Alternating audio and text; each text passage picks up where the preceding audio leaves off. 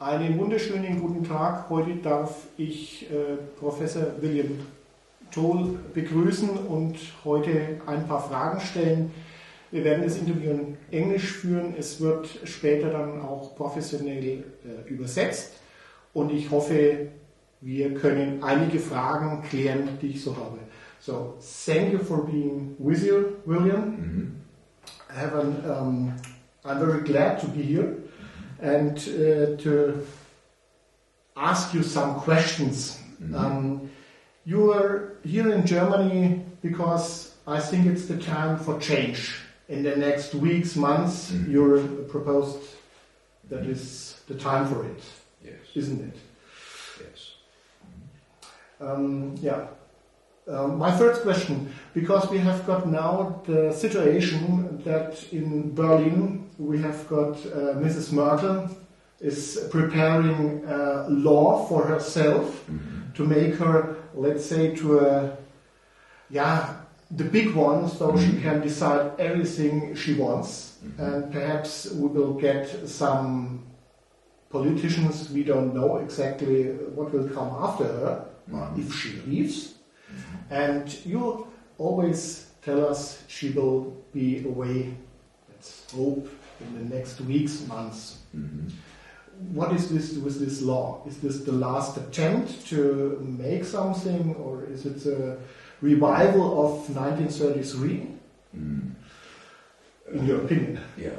No, I don't think it's a revival of 1933. I think it is natural to her personality to want to feel as if she has a control over things.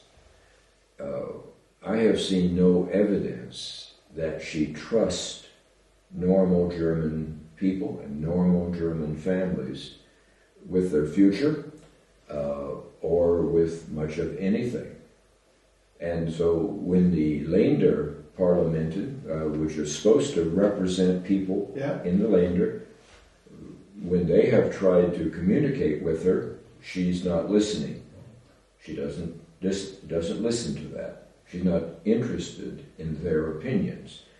And even in the Bundestag, I was in the Bundestag 10 days ago or so, but when people give good speeches about the needs and questions,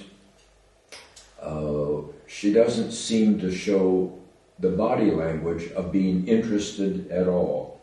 So it doesn't surprise me, given her personality and her nature, and given that she's trying to complete her term as a chancellor with a good legacy. Yeah. She wants to be thought of as higher than Helmut Kohl. That's a goal that she has. And so now she only has a few months in which to make that goal to appear to be something very, very good. So she has to have more and more control. And this new law, this new deal where she puts the decisions on her back, is not the end of those controls. Those controls will increase in some subtle ways, invisible ways, and other times in ways that are posturing to say, I am in charge, and don't challenge me. So, but, if you were in her position, or if I were in her position, we might do exactly the same thing. She has a long political history, and now she's trying to protect the very end of it, and she just cannot let things get out of control. Okay. So that's where she is right at this moment. Okay. So.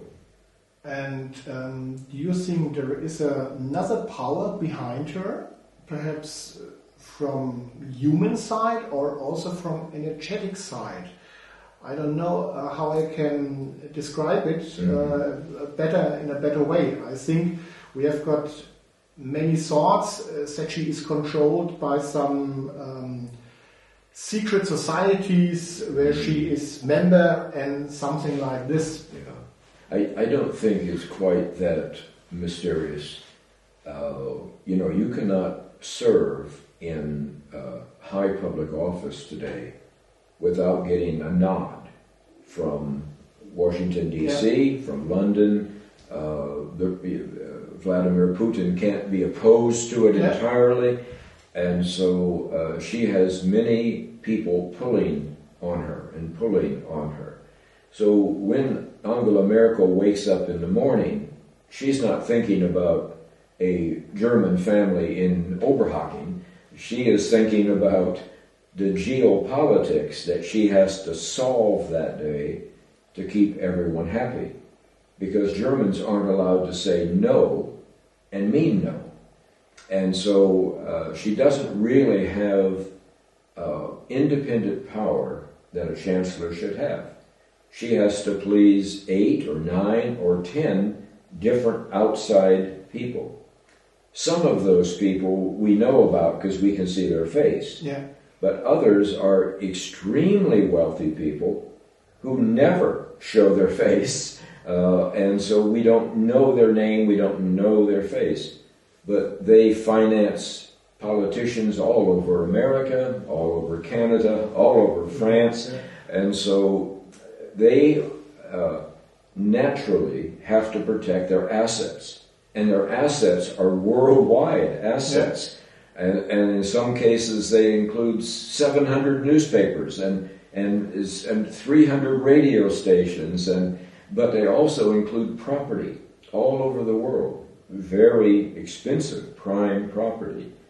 And so they're not thinking about evil things every day. They're thinking about how can I protect my wealth and how can I get wealthier, because they're in a race with other wealthy people. Yeah. Try to get the best piece of land, the best deal, the best stock options.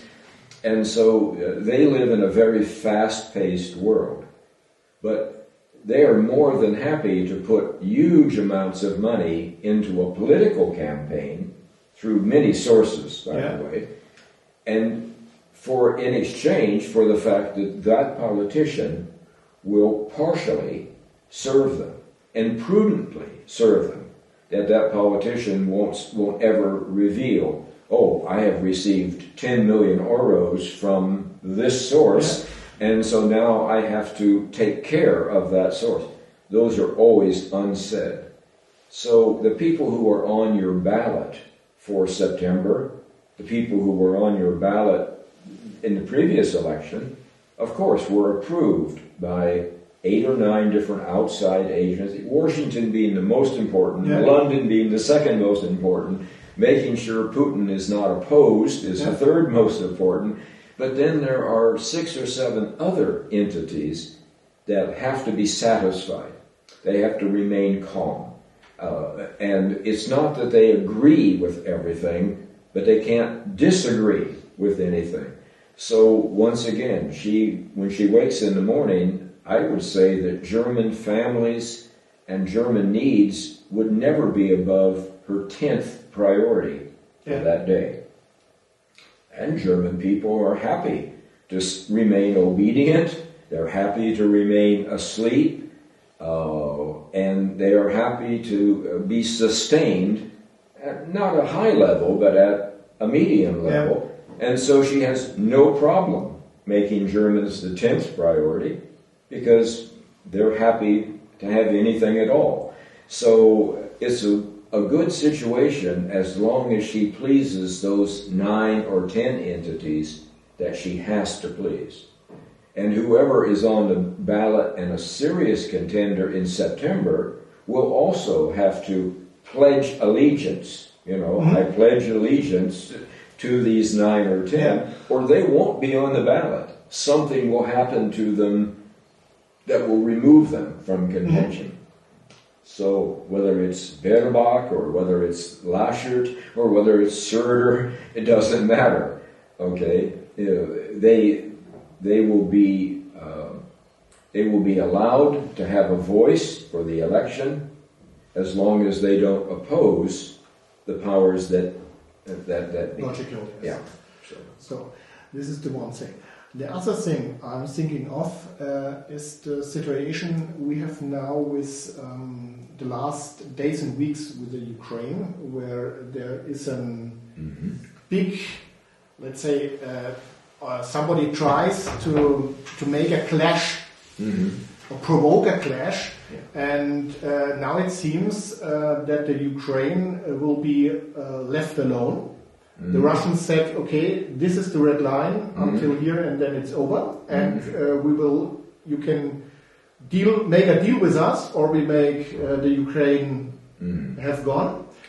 So this is what I heard from some videos, also from the English side or American side, and I think also this could be an opportunity to revolve the Americans from, let's say, the Ukraine problem and also from the European problem. I always think about, you said there will be a time when the German government will step back because of the 3 storms you mentioned, and I also think, will there be an opportunity for the US forces to leave Germany in a friendly way, so they can say, we have now other problems in our country, so we have to go. And I think when the military power is gone, then there will be an opportunity from my side. You have vielen Gelegenheiten coming. You have many opportunities coming.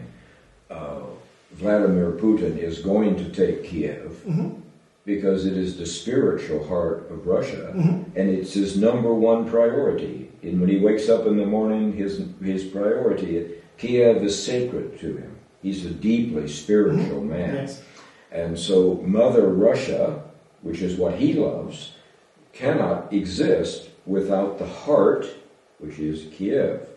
So, but he's a very patient man, and he's a wonderful chess player. Yes. And so where we in the West are in a hurry and we're impatient and we say things first and then think about them later, that's natural to us. Putin will wait for months and months and months waiting for the opportunity. So he's a very smart man, and he's a deeply spiritual man, which means he's not going to make timing mistakes. He's going to take Kiev, whether that means a corridor to Kiev, or whether it means most of eastern Ukraine, that's fine. He has no interest in western Ukraine. None. He has zero interest in that. So, this is beyond a geopolitical desire for him. This is a heart passion for him. Okay. So you can count on that. And the U.S. will be looking for opportunities to redeploy their troops without making people angry. So, like, we're leaving Afghanistan, so that means that you're leaving. Germans are to have to leave immediately because, we have a game we play. We don't like to be seen as bad people in America. We don't. We want to be seen as good people, in America. And so when we go into Afghanistan or Iraq, we have a big coalition. And the Germans have to be there, and the British have to be there, and we have to have many, many partners. But if you notice, they don't do anything. Okay, they're there to show that it's a coalition. So we're not only leaving Afghanistan, which means everyone else is leaving Afghanistan on the same day, but we also are looking for ways to redeploy our troops. We have massive problems at home, and we're just it's like a pot. This is boiling, but it's not overflowing, and so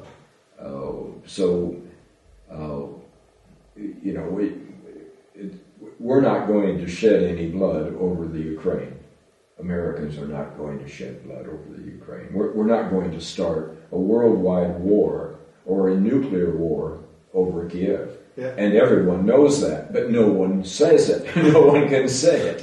So those are geopolitical realities because Joe Biden or Donald Trump are constrained by mothers. So there are mothers all over America that say, I have a 19-year-old daughter who I love with a passion. I have a 19-year-old son, and I think he's the most handsome guy in the entire world. And am I willing to send him to the Ukraine to die over Kiev? And the answer is absolutely no, under no circumstances. So neither Joe Biden nor Donald Trump can commit hundreds of thousands of young American children. They're really children. I mean, they're 19, 20 years old, boys and girls, unless the mothers agree with it. Yes. So it means you have to prepare the mothers for this. And you can't prepare the mothers for the Ukraine because there's nothing you can say to them.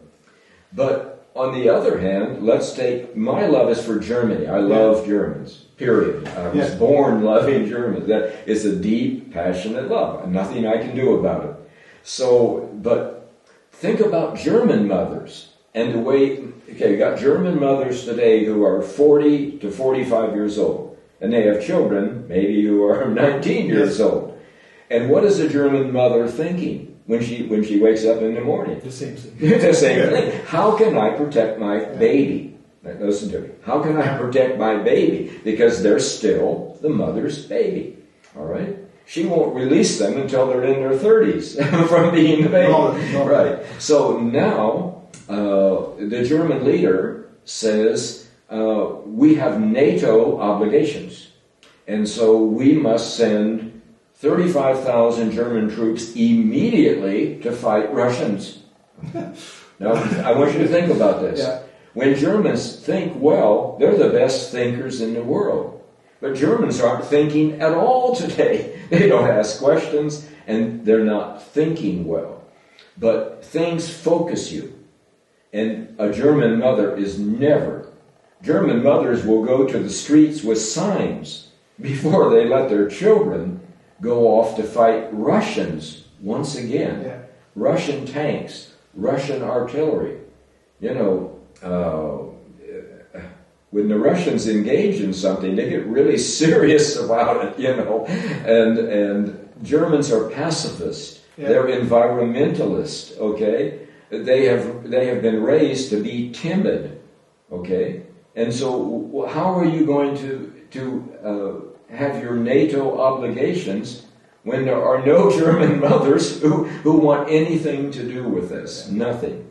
German mothers might say, yes, we must defend our borders because that is our homes and our lands and our schools.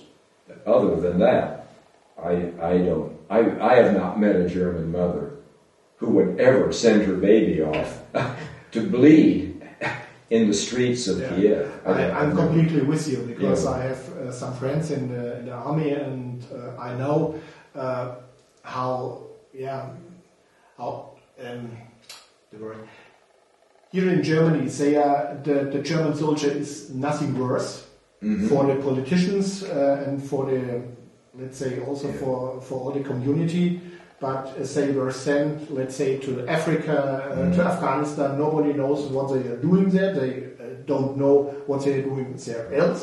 So nobody wants them to go there. And the only thing, most of them say no, they become 10,000 or 15,000 euro for half a year, tax-free, and this is their only motivation. I know for that. I know. So I don't think they want Marc, I want you to understand that, once again, things that look to us to be a conspiracy of some kind or something that's very bad are natural behaviors. I lectured and gave a major lecture at the university, at the Bundeswehr University in Hamburg, and then again in Munich. And I love these young Germans wearing the uniform. I mean, they're young men, young women. They're fun to be with. They're nice people. Yeah. But we have purposely, the Allies have purposely made them so they can't fight anybody. They don't have the spirit of fighting in them. They don't have the weapons they need for fighting, and they don't have the motivation that they need for actually fighting.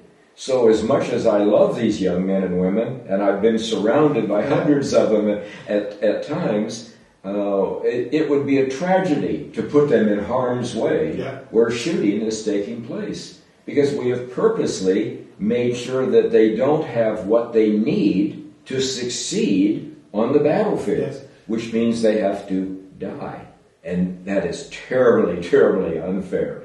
If Liechtenstein wanted to invade Germany tomorrow, they would win. Yes. Okay. and so now what do? Now you have a Liechtenstein government. So, but these are wonderful young people, but they are not ready for a real battlefield. They're not ready for it. Okay. Yeah, I understand. I'm with you, and this is the one question. Okay. And this would be an opportunity for me to leave, perhaps, for the US forces, perhaps for Germany, when they say, okay, we quit.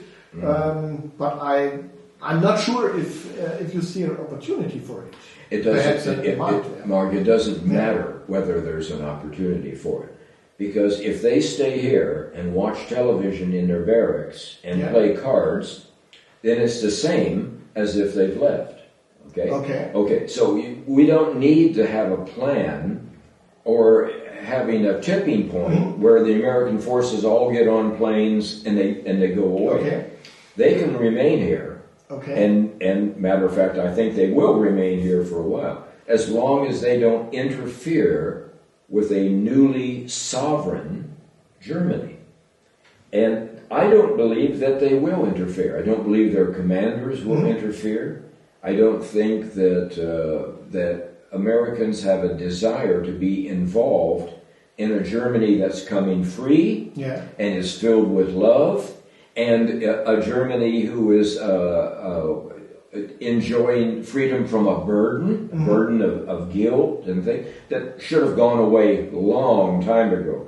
And so I say, to me, I would think 25 or 30,000 American troops would probably stay here because we think that brings stability, but I think they'll be mostly invisible to you. And so you need to leave them alone. Don't bother them. They're watching TV, they're playing cards, they're having fun. They're not interested. They're not interested. So unless you cause them trouble, they're not going to cause you any trouble. You'll be allowed to grow. You'll be allowed to find leaders that love German families. So my sense is they'll probably leave about 25,000 here. And others will be redeployed for a good reason that is really no reason at all. In essence, we must do this and we must do that. We must move them to Latvia. We must move them to the Ukrainian border. In reality, those are token moves. You understand? They're token moves. And they have nothing to do with... They just put away and... it's like taking your chessboard and you're taking the pawns on the front and you're moving them here and here. The board doesn't change and the power doesn't change, but it appears that you're doing something. And with politicians, appearance is very important. And after this, I think why it is allowed that a cash cow, like you also call Germany, is allowed to be brought down, because a cow who is not giving milk is not interesting, I think, for all the guys sitting around us. And this is the question why the politicians are allowed to do what they do now, because they are killing the cow. I feel so. I think so. Well, let's just say they're keeping the cow from becoming a bull. Okay? So Germany, when it's operating at 70%, 75%, is a wonderful cash cow. And it benefits many, many people outside of Germany. It benefits us greatly, and benefits the Brits greatly. So, the Brits now have a divorce. They say, we divorced Germany. I mean, they didn't divorce Europe. They divorced Germany, But if you notice, they are still a very powerful influence in everything that goes on here. So they have the best of both worlds, don't they? They have a divorce, so they don't have to listen to Angela Merkel's voice lecturing them. Okay. And at the same time, they still have control over the children. Get it? Yes. Okay. So I think that Germany as a cash cow at 70% is still a wonderful cash cow. Okay. And of course you have to have the 30% to make sure that Germany doesn't all of a sudden think that it's a bull. Okay. Okay? Because you can't, that is what is sacred in geopolitics today. Germany must always think about itself low and down and hopeless and worthless. But if you were so worthless, why does everyone want to control you? Yes. Okay? Well, they want to control you because you're the opposite of worthless. And if that other 30% is ever engaged, oh my, oh my, So the U.S. knows that if we control Germany, we can always be the superpower. Vladimir Putin knows every day, if he can gain control of Germany, Russia will now be the superpower. And she and China knows exactly what the game is. You've got to get Germany.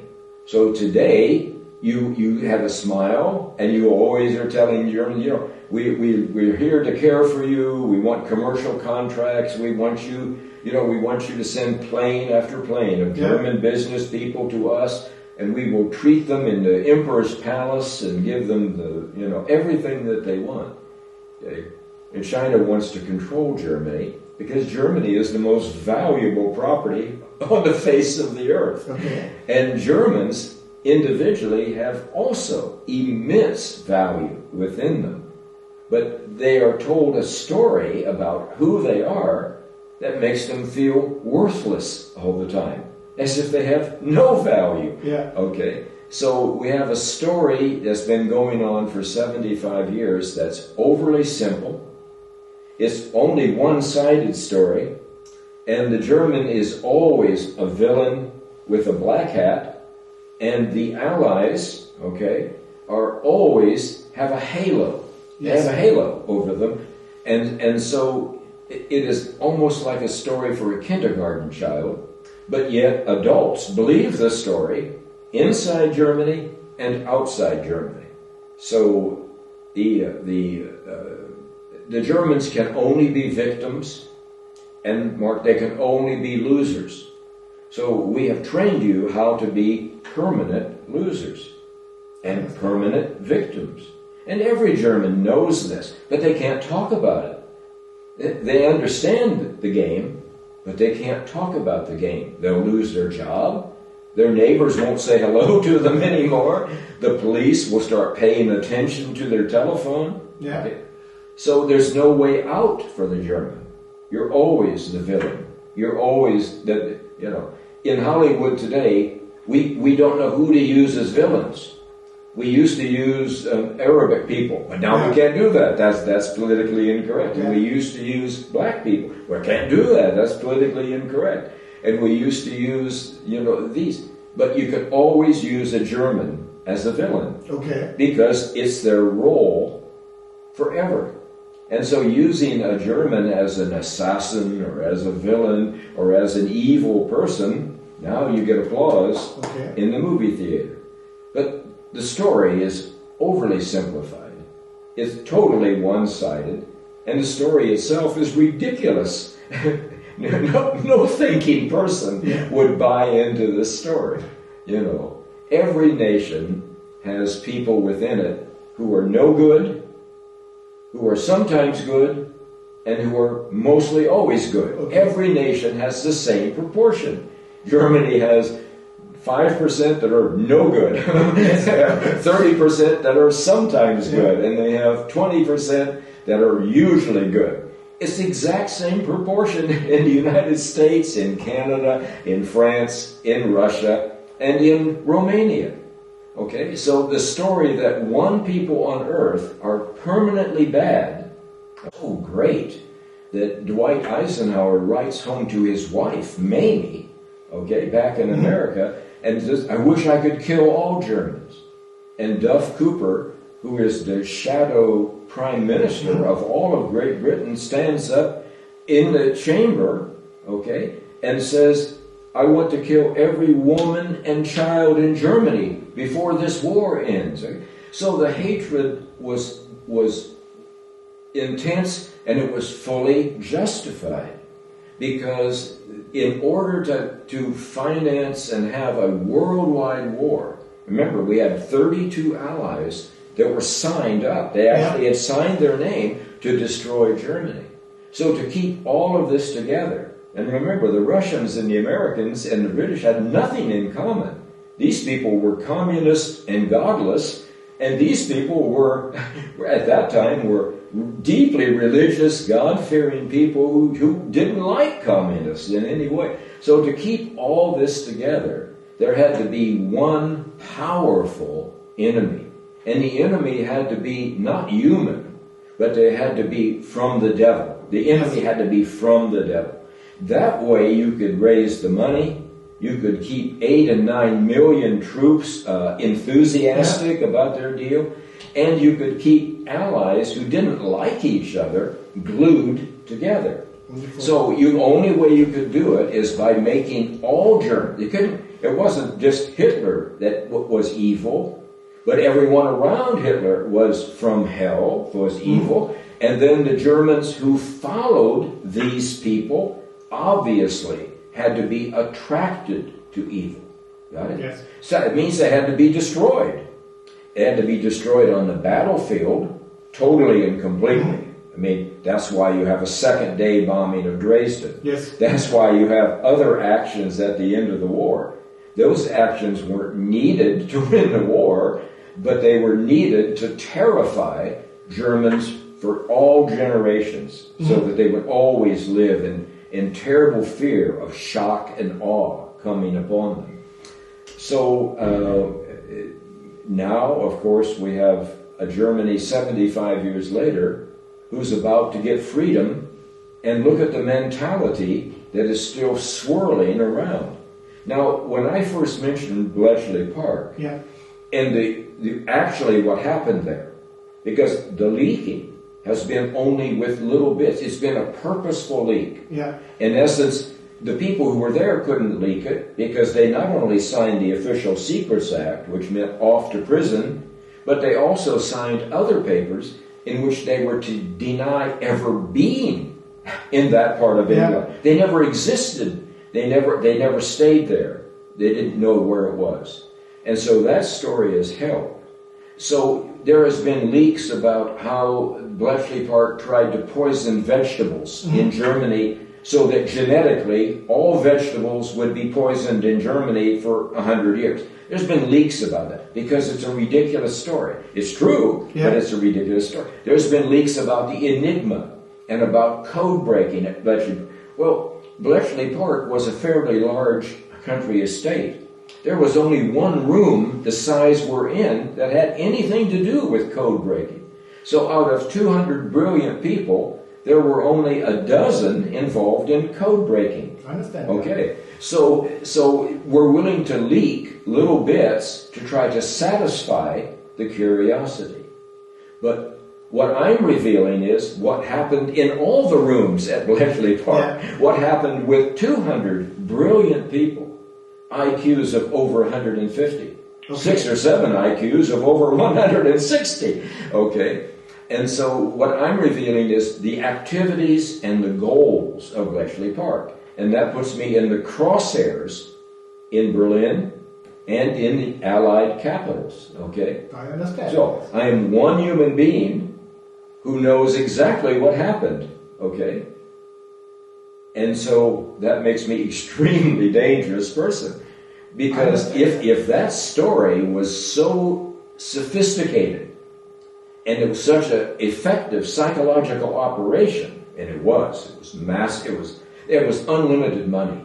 if they wanted whatever they wanted, they got it immediately. They had priority over the fighting troops in uniform. And at Bletchley, most of them were civilians. Yes. Some of them dressed up in little naval uniforms, but they looked terrible because they were just civilians. They were academics and scientists and things like that. So, but the German people, German population, German families have got to know what happened at Bletchley Park, because they can't be free without understanding that, all right? And there's no one alive to tell them that.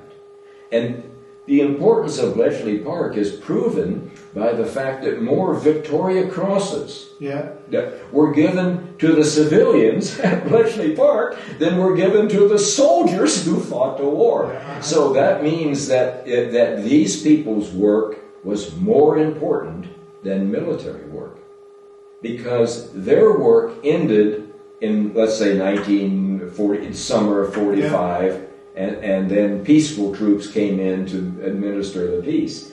But these people's work went on forever, and it grew generation after generation. It grew deeper and deeper, to the point that eventually all Germans would forget what it was even like to be a German.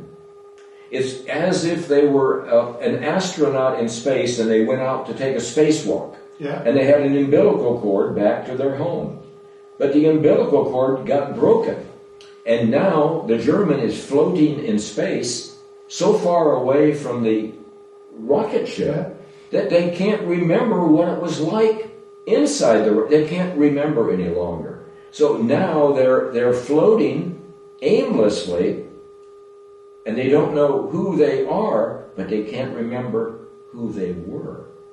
And we're at that point in Germany, which is why the perfect storm has to come now and could not come before.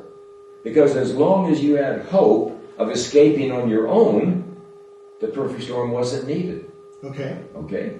And I wasn't needed. But the perfect storm is not of human origin. And in reality, I guess I'm not either. So that means that you're getting help from a different place. You're looking for help from Donald Trump. You're looking for help from Putin. You're looking for help from Brussels or Strasbourg. You're looking for help from the United Nations. You are always looking for help in the wrong places, because you're looking for help for people that have no power and also no desire. So the only thing that can save Germans is love. And love has to be absolutely pure to save Germans. It can't be love that's motivated by human ego, because it will look good and then fall apart. And now, once again, the German is betrayed. They're left alone. So this love is not from a human source. And so it gives you now an opportunity to escape, unless you enjoy being slaves. No, I don't. not my opinion, yes. So, what other questions do you have for me? What you said, I feel something like you are talking a little bit about, I would say, magic. A magical energy, what is created, and we have to break, or the only thing is to break this magical energy from within, to find the truth in ourselves, and then to come apart from this energy waves or something like this. What is created, I understand that is still, or somebody is still working on it, on this bad energy. Also for the Western people, I think, because many people in Western countries are losing also their mind and their heart. I know. It's like an insanity that's coming over the world. But I don't mean this disrespectfully, but I don't care about Western countries. I don't care about what happens in the United States, or what happens in France, or what is happening in Estonia. It's not that I don't respect them, but I only have so much energy, and I was born for Germans. Yes. And I was not born for any other reason whatsoever. And so my love for Germans is superior to all other things.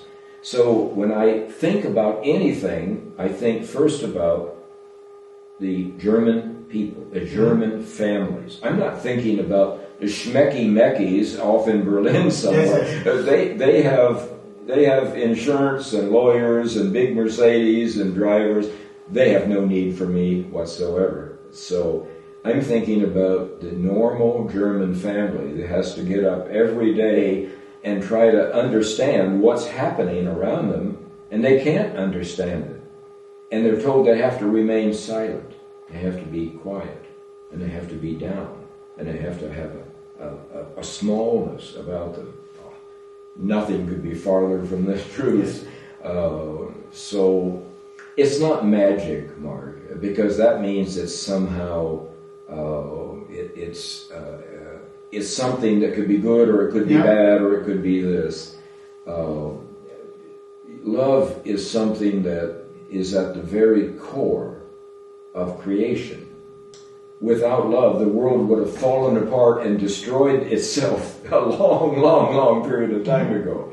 And as long as there's a tiny ember that is still glowing of love, the world has hope, okay? Because if it comes back into flame, then it has an elation, it has strahlings of light, and it spreads, and it has momentum, and it makes people feel hopeful.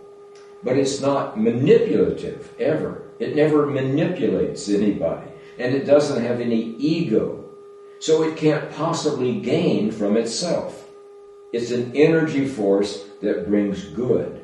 And it's an energy force that makes people feel as if their lives are worthwhile and that their future. Yeah. So it causes people to want to have children because that's a vote for the future. But the problem is that the German mind today, which is from here up, okay, it's a massive mind up here, but not much down here. Yes. The German mind today wants to overcomplicate things, okay? And love is as simple as a child. It's as simple as a 2-year-old child taking hold of your hand and say, I trust you. Take me to the potty. Please give me something to eat. You know, please will you protect me, because there's monsters in the closet. There's frightening things, and the child doesn't know anything, and so it trusts in mom and dad that mom and dad will never ever hurt them. So it's a wonderful childlike trust, and that is love. That's what love is. Okay, and so the love I feel for Germans is exactly that. It is innocent, childlike, and it's absolutely pure. So I can gain nothing from it. But because love is something that the regime and the matrix, they can't fight against it.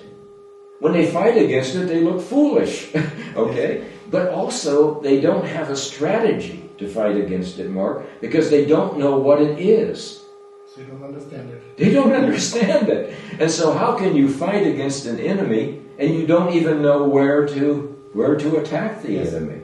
So if German people will stay with love and unity, okay, and treat each other in a positive way, start speaking, find anything good about another German, say, I like your smile, but today it's just the opposite, and it's just the opposite. We, the Allies, have trained you all the way through your school system. We have trained you how to turn on each other, how to stay divided from each other. When you're frustrated, when you're angry, when you're confused, we don't want you turning outside on allies. Us, we want you turning inside on each other. Judgmentalism, finding fault over the tiniest little things, being critical of other Germans, or labeling other Germans. Oh, William, don't talk to that man. He's a communist. We don't even know his heart. We have no idea what he's thinking. But it is a common spiel in Deutschland today to label and judge and criticize and be negative. So every group I talk to, I tell them firmly, because I'm not coming here with words alone. I'm coming here with power. Okay. And so I tell them very firmly, I don't want any more negativity towards Germans. None. Or you have to deal with me. Okay. Okay? Because I love Germans. And when you're critical of Germans, then you're making me upset. Okay? And you don't want me to be upset. Okay? I understand. Okay. Yeah. So that's the story. Yeah. Okay. I have the question, the last one. Yes, you also said something about 2,000 lost words, or not lost because erased words. They were erased. Yeah. They were erased from your dictionary. Yeah. They were erased from your daily way of living. And I made a mistake 3 weeks ago. You know, I do 4 or 5 meetings a day. Yeah. And other than today, it's in 4 or 5 villages. So somebody's going to drive me and drive me. Yeah. And sometimes I go and I forget to eat, you know, and it's like, so... but I made a mistake because I saw these huge volumes of 2 books written by young German academics, good academics, and they wrote these books about words that are no longer used in Germany. So they were expensive, so I didn't buy them. And they were in German, so I didn't buy them. But I mentioned that, to a couple of groups, maybe 3 or 4 weeks ago, about these 2 volumes. But those are the wrong volumes, because now I have seen the volumes, and there are some words in there that the Allies erased, but most of the words in there are simply a summary of Nazi Zeit words. That's all it is, Nazi Zeit words. And that is not the whole story. So I was at a meeting the other day with 20 people around the table, and they brought a guitar with them. And when I was finished, they said, would you sing a song? It was one of their folk songs from their region.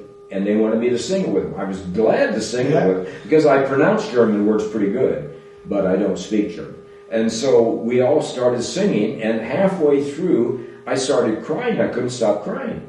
I just was like it was dripping on my sport coat. And then they started crying. Those were the words. That's where the words are. They're in your poets. They're in your literature. They're in Goethe. They're in Schiller. They're in Kant. They're in Heidegger. They're in Wieland. They're in Eichendorff. They are in tens of thousands of German songs and German poems and German literature, and the way that Germans talk about each other with love. And that's what we took away. That's what we robbed from you. Because if you try to play those songs or read those poetry outright, or if you say, I am proud of our German heritage, you are under suspicion immediately. So the moment you start finding these words, instantly a bucket of cold water is poured on your head, and now you have to pull back within. So we rob these words from you, which are romantic words. They are spiritual words. They are heart words. They are words about love. Love and German tragedy. Eichendorff's poem about das eine totes Kind. I mean, if you could read that poem, you would start crying. But the words that are used in that poem have not been heard for 75 years. Now you take 10,000 poems from 1,000 German poets. Now add in the songs. Now add in your history of astonishing literature. Amazing patterns of German words. All the words are back with you again. Okay. They're all there. You don't have to go buy a book. It's already there for you. You have just to refine it. All you have to do is refine, what does it mean to be a German? Okay. You remember, I was with Germans before 1945. I was with Germans in 1903, and in 1923, and in 1934. And they look just like Germans today. Every meeting, the faces and the body language are the same. The clothes are a little bit different, but not much different. But these Germans had fun. They were in love with being German. They were in love with German beer and German food and German music, and they were peace-loving, family-loving, freedom-loving people, but they had no hang-ups. Nothing was off limits. Do you understand? Yes. So that means they could enjoy their life fully without feeling guilty about anything, or without looking over their shoulder to see who is listening to me, and the Missverstandes, oh my. So they were the same Germans as you are today, and as this young lady is today. But they had a lot more fun than you do, because they were in love with being German. They were in love with their land. They thought they were the luckiest people on earth. They looked at the mountains, and they looked at the lakes, and they looked at the soil and the ground, and they loved everything about being German. And they didn't think of other things. They weren't obsessed with other things. Okay? Yes. So I want Germans to start having fun again. Okay. And they can have fun again when they fall in love with what's already in them. You were created to be something. And then if I tell you, I don't like what you were created to be, Mark, so now I want to recreate you in what I think you should be. Okay? Now I rob you of the vitality and the energy that is natural in you. Because now you have to pretend to be a zweite Klasse Amerikanisch, or you have to pretend to be a zweite Klasse Europisch, or you have to pretend to be another person other than who you are. And you have no fun, because the pressure and the burden is upon you. Okay? You start out with a lie, now you have to tell more lies to yourself. Yes. And that's the worst kind of lie, Mark, is when you lie to yourself. So all I want you to do is just be totally who you were created to be. Okay? I don't want you to change anything. You don't need to become more educated. You don't need to be taller. You don't need to be thinner. You don't need to have fancy clothes. Just be yourself, and I will be fully happy. Fully happy. Okay? I understand. Yes. Okay. Okay. I think, thank you very much, William, for this interview. Okay. And I think, ich bedanke mich jetzt bei William für das Gespräch, und dann schauen wir mal, wo uns das Ganze hinführen wird die nächsten Tage und Wochen. Ich denke, die Botschaft ist klar. Du kannst stoppen. Jetzt auf den roten Knopf wieder drücken. Okay. Genau.